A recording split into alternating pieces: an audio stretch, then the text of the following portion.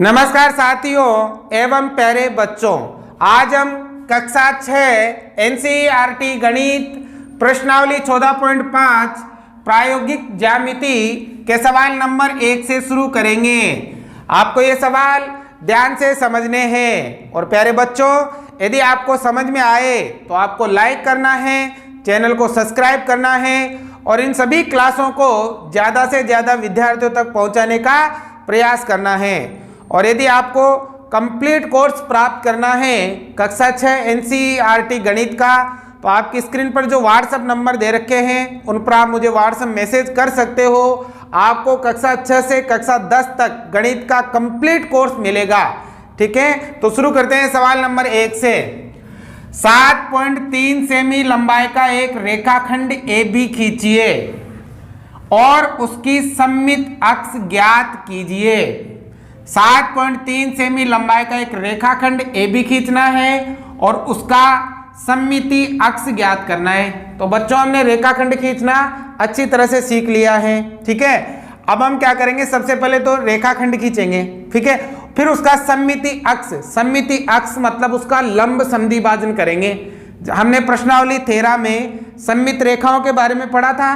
तो सममित रेखाएं क्या करती है, कोई सी भी आकृति को बीच में से बराबर भागों में बांटती हैं। इसका मतलब सममित अक्ष का मतलब आप समझोगे लंब समद्विभाजन। ठीक है, तो बच्चों सबसे पहले हम एक रेखाखंड खींचते हैं। रेखाखंड खींचना हम पहले अच्छी तरह से सीख चुके हैं, फिर भी देखिए स्केल लेना है 0 से 7.3। 7 के बाद 3 छोटी छोटी लाइनें लेनी है। ठीक है, तो देखो ये मैंने 7.3 सेंटीमीटर का एक रेखाखंड खींचा। ठीक है बच्चों, ये खींच दिया। इस रेखाखंड का क्या नाम है, AB। ये नाम दे दिया मैंने AB।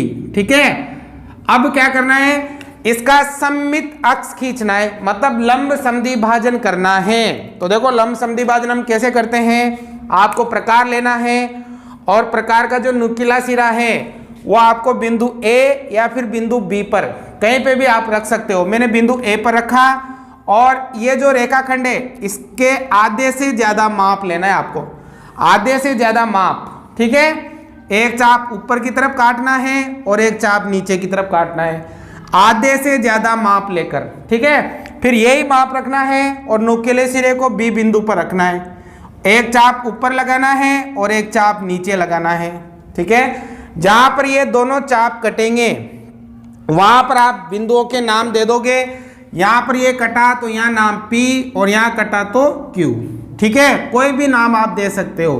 अब बच्चों आपको करना क्या है, इस P और Q को मिलाना है। P और Q को क्या करोगे, मिलाओगे। तो ये मैंने P और Q को मिला दिया। ठीक है, ये हमने P और Q को क्या किया, मिला दिया। अब जहां पर भी इसने इस रेखा को काटा उसका नाम O दे देंगे। ठीक है, तो ये O क्या है बच्चों, AB का सममित अक्ष है। क्या है, सममित अक्ष है। मतलब इस रेखा ने इस रेखाखंड को 2 बराबर भागों में बांट दिया है और यहाँ पर 90 डिग्री का कोण भी बना दिया है। तो ये लंब समद्विभाजन हो जाएगा इसका। ठीक है, तो ये क्या हो गया, इसका सममित अक्ष। अब बच्चों जो जो आपने इसमें किया वो आपको लिखना भी पड़ेगा रचना के पदों में। तो देखो कैसे लिखते हैं, मैं 1-2 सवालों की रचना करके बताऊंगा, फिर बाकी की आप करोगे अपने तरीके से। तो हम लिखेंगे रचना के पद।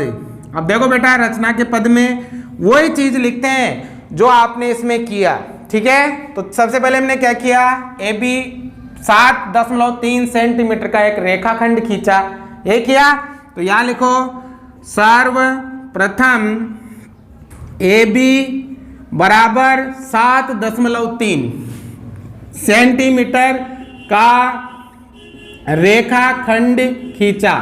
ये किया, सबसे पहले एक रेखाखंड खींचा 7.3 सेंटीमीटर का। ठीक है, अब नंबर 2 पे क्या किया बच्चों, A को केंद्र मानकर आधे से ज्यादा माप लेकर एक चाप ऊपर और एक चाप नीचे लगाया।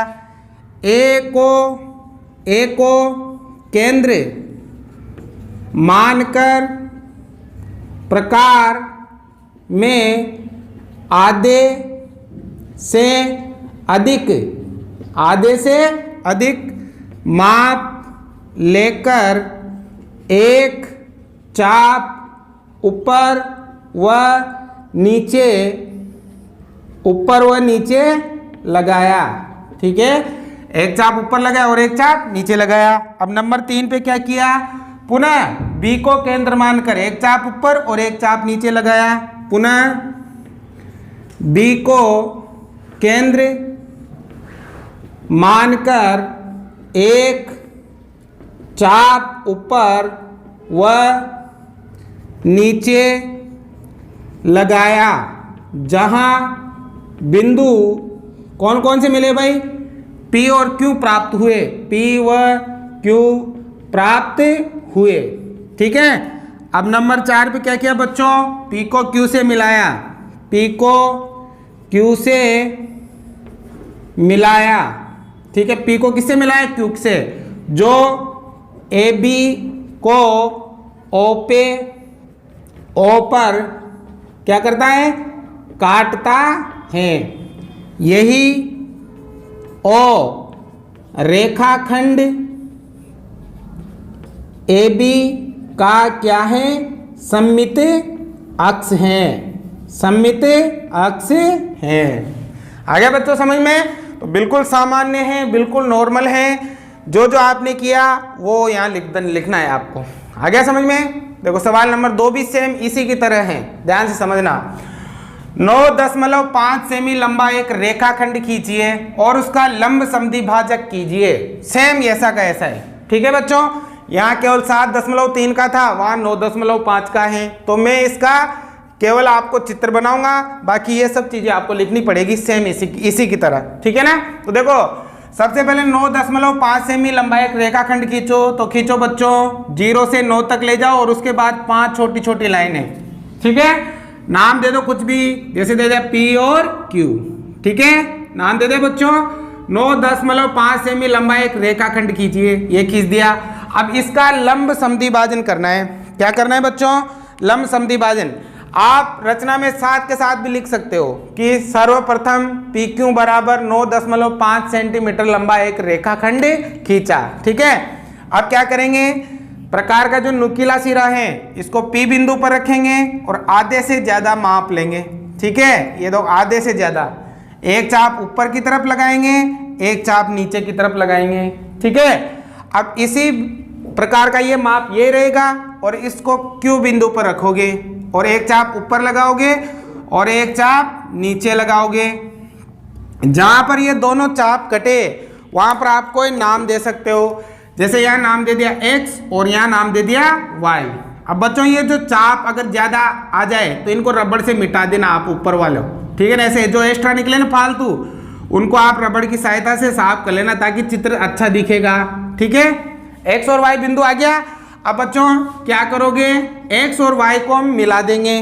ठीक है, तो ये हमने क्या किया, X और Y को रूलर की सहायता से मिला दिया। ठीक है, और जहां पर ये PQ लाइन को काटेंगे, ये PQ लाइन को काटेंगे वहां पर और नाम दे देंगे कुछ भी M। ठीक है, तो बच्चों इस XY ने PQ का क्या कर दिया, लंब समद्विभाजन, मतलब ये दोनों भाग बराबर हो गए और यहां पर बन गया 90 डिग्री का कोण। आप चाहो तो पैमाने की सहायता से माप सकते हो कि ये दोनों भाग बराबर हुए या फिर नहीं हुए। समझ में आ गई बात? तो रचना के पद लिखने हैं, तो रचना के पद, रचना के पद, अब रचना के पद आप लिख सकते हो सेम ये का यही है, कोई भी चेंजेज नहीं है। ठीक है ना, समझ में आ गई बच्चों? तो आपको रचना के पद इसमें स्वयं लिखने हैं और मुझे कमेंट में रचना के पद लिखकर फोटो खींचकर भेजना है। और यदि आपको लिखना नहीं आए तो कमेंट बॉक्स में मुझे लिखना है आपको। ठीक है, उतारो। सवाल नंबर 3, एक रेखाखंड XY का लंब समद्विभाजक खींचिए। ठीक है, एक रेखाखंड XY का लंब समद्विभाजक खींचिए जिसकी लंबाई 10.3 सेंटीमीटर है। सवाल नंबर 1 व 2 की तरह सेम। नंबर 1 में कहा है इस लंब समद्विभाजक पर कोई बिंदु P लीजिए, जांच कीजिए कि PX बराबर PY है। यदि M रेखाखंड XY का मध्य बिंदु है तो mx और xy के विषय में आप क्या कह सकते हैं? तो देखो बच्चों, सबसे पहले तो हम एक रेखाखंड खींचेंगे और उसका लंब समद्विभाजक करेंगे, फिर बाद में ये दोनों पॉइंट आसानी से आपको समझ में आ जाएंगे।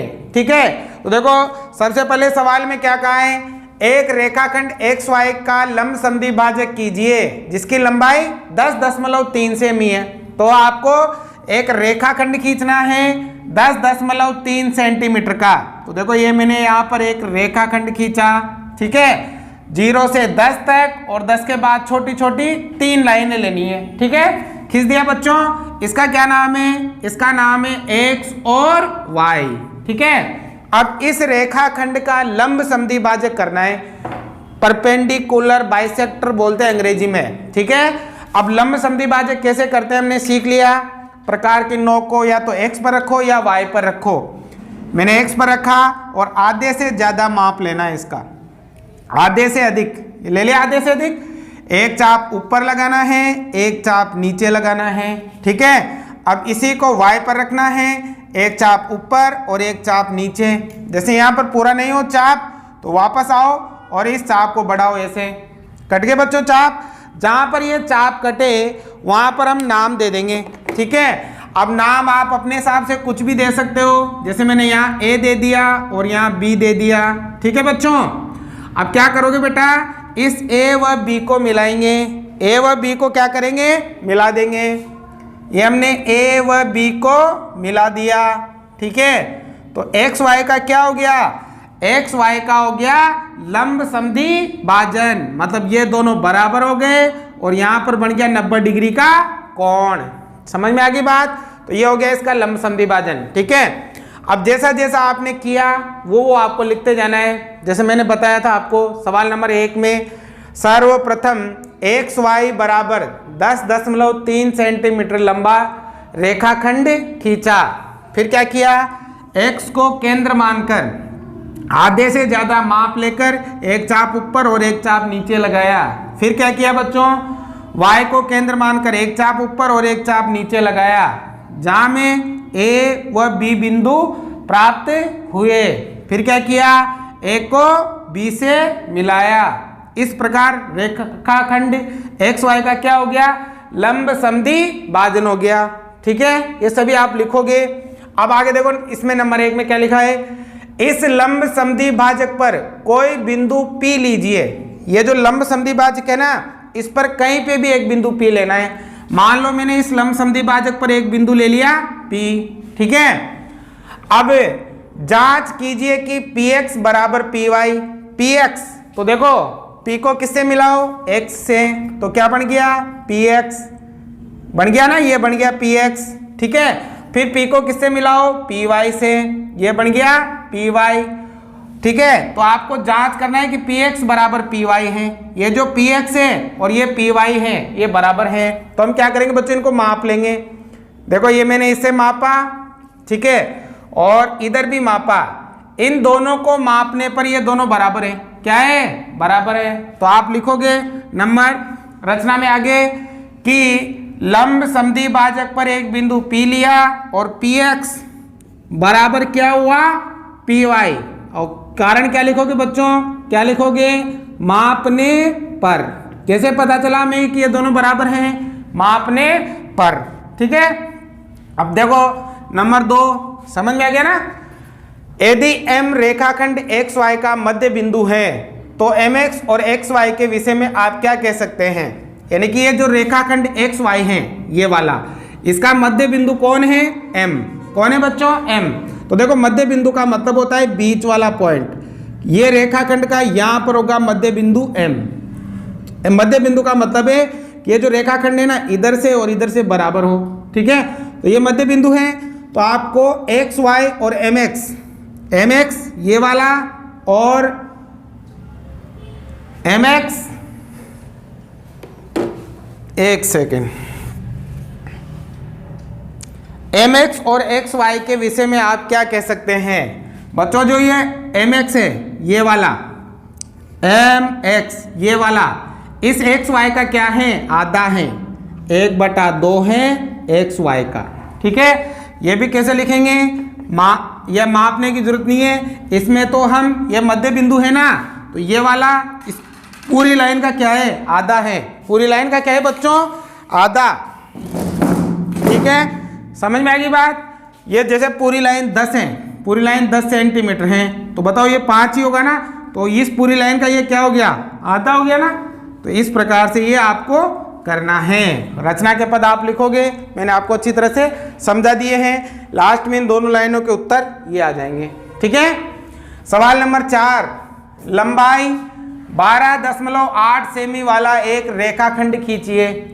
रूलर और प्रकार से इसके 4 बराबर भाग कीजिए। मापन द्वारा अपनी रचना की जांच कीजिए। आपको एक रेखाखंड खींचना है, उसको 4 बराबर भागों में बांटना है। ठीक है, तो सबसे पहले आप एक रेखाखंड खींचिए 12.8 का। ठीक है बच्चों, तो मैंने एक रेखाखंड खींचा, ये 12.8 का। ठीक है, अब इसका कोई भी नाम दे दीजिए, जैसे मैंने ए बी नाम दे दिया। ठीक है, ये हो गया। अब बच्चों लिखना तो लिखना साथ के साथ सर्वप्रथम रचना के पदों में। ठीक है ना, रचना के पद। ठीक है ना बच्चों, सर्वप्रथम ए बी बराबर 12.8 सेंटीमीटर लंबा रेखाखंड खींचा। ये किया सबसे पहले। ठीक है, कर दिया। अब बच्चों इसको 4 बराबर भागों में बांटना है। कितने बराबर भागों में, 4 बराबर भागों में। तो सबसे पहले हम इसको 2 भागों में बांटेंगे। 2 भागों में बांटने के लिए इसका लंब संधिभाजन करेंगे। क्या करोगे, अब लंब संधिभाजन कैसे करते हैं आपको सिखाया हुआ है। प्रकार को यहाँ रखना है ए बिंदु पर और आधे से ज्यादा खोलना है। एक चाप आपको ऊपर की तरफ लगाना है और एक चाप नीचे की तरफ लगाना है। फिर इसको बी बिंदु पर रखना है, एक चाप ऊपर की तरफ लगाना है और एक चाप नीचे की तरफ लगाना है। ठीक है, जहां पर बच्चों ये चाप कटे उनको कोई सा भी नाम आप दे सकते हो और जो एक्स्ट्रा चाप है उनको आप मिटा देना। मान लो इसको नाम दे दिया x और इसको नाम दे दिया y। ठीक है, अब क्या करेंगे बच्चों, x और y को मिलाएंगे। ठीक है, ये हमने x और y को मिला दिया। ठीक है, ये हमने x और y को क्या किया, मिला दिया। अब बच्चों जहां पर इस x y ने ए बी रेखा को काटा वहां पर हम नाम दे देते हैं m। क्या नाम दे देते हैं, m नाम दे देते हैं। तो बताओ ये कितने भागों में बटा, 2 भागों में बट गया ना। हमें 4 भागों में बांटना है। तो देखो पहले लिख लो जो आपने क्या क्या किया। प्रकार की सहायता से, प्रकार से बिंदु A को केंद्र मानकर आधे से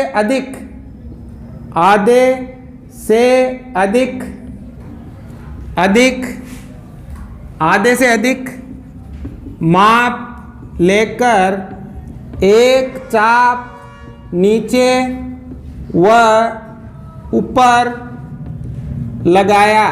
ठीक है, ए को केंद्र माना, आधे से ज्यादा माप लिया, एक चाप ऊपर और एक चाप नीचे लगाया। नंबर 3 पे पुनः किसको केंद्र माना, बी को केंद्र मानकर उसी माप से मतलब जो माप इधर से था उसी माप से एक चाप ऊपर व नीचे लगाया।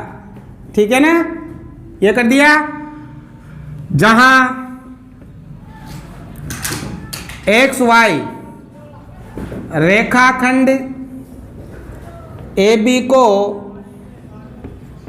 काटता है वहां एम बिंदु प्राप्त हुआ। ठीक है, मतलब ये एक्स वाई रेखाखंड जहां ए बी को काटता है वहां कौन सा बिंदु प्राप्त हुआ, एम बिंदु। ठीक है बच्चों, अब क्या करोगे, ये जो ए एम है इसका आधा करेंगे संधिभाजन। ठीक है, कैसे, यहाँ रखेंगे और ये इस ए एम का आधे से ज़्यादा माप लेंगे। एक चाप ऊपर लगाएंगे, एक चाप नीचे लगाएंगे, फिर इसको एम पर रखेंगे, एक चाप ऊपर लगाएंगे और एक चाप नीचे लगाएंगे। वो चाप नहीं कटा तो इसको आगे बढ़ाएंगे, ठीक है। और अब इन दोनों को भी मिला देंगे, ठीक है। अब इन दोनों को भी मिला देंगे, ठीक है। ये हमने मिलाया, ठीक है, ये मिला दिया बच्चों। मान लो जहां पर ये कटा वहां पर m नाम दे देंगे, ठीक है। अब m तो तुमने पहले दे दिया, इसको क्या नाम दे देंगे, n नाम दे देंगे, ठीक है। अब क्या करेंगे बच्चों, इस bm का भी लंब समद्वि भाजन करेंगे। तो इसमें भी हम क्या करेंगे, यहाँ m पर रखेंगे, आधे से ज्यादा माप लेंगे, एक चाप ऊपर एक चाप नीचे। अब इसको b पर रखोगे बच्चों, और एक चाप ऊपर और एक चाप नीचे, ठीक है। जहां पर ये दोनों चाप कटे, इन दोनों चाप को हम क्या करेंगे, मिला देंगे। ये हमने मिला दिया है, मिल गया बच्चों, ये मिला दिया, ठीक है। अब यहां मान लो O बिंदु आ गया, ठीक है। तो देखो ये रेखाखंड 4 भागों में बट गया, 1 2 3 4, ठीक है। अब देखो आगे क्या लिखेंगे नंबर 4 पे, इसी प्रकार जैसा हमने इधर किया, AM और BM का, AM व BM का क्या किया, लंब समद्वि भाजन किया, लंब समद्वि भाजक किया, ठीक है। लंब समद्वि भाजक किया, जहां N व O बिंदु प्राप्त हुए, जहां N व O बिंदु प्राप्त हुए, हो गए। अब इनको माप लेते हैं कि ये बराबर हैं या नहीं है। देखो ये मैंने मापा तो कितना ये आया आपके 3.2, इसको मापा तो भी 3.2, ये भी 3.2 और ये भी 3.2, सबको मापा तो क्या आया, बराबर। मतलब AN बराबर आया 3.2, ये वाला MN भी आया 3.2, MO भी आया कितना 3.2 और BO भी आया कितना 3.2। और कारण क्या लिखेंगे, मापने पर, ये लास्ट में हम लिख देंगे, ठीक है बच्चों। तो इस प्रकार से एक रेखाखंड को 4 बराबर भागों में हम बांट सकते हैं। पहले रेखाखंड खींचा, इसका लंब समद्वि भाजन किया, फिर इसका किया, फिर इसका किया, और ये रचना के पद भी आपको लिखने हैं। उतारो। तो आज की क्लास में हम यही सवाल करेंगे पहले बच्चों, बाकी के सवाल हम अगली क्लास में करेंगे। Thank you.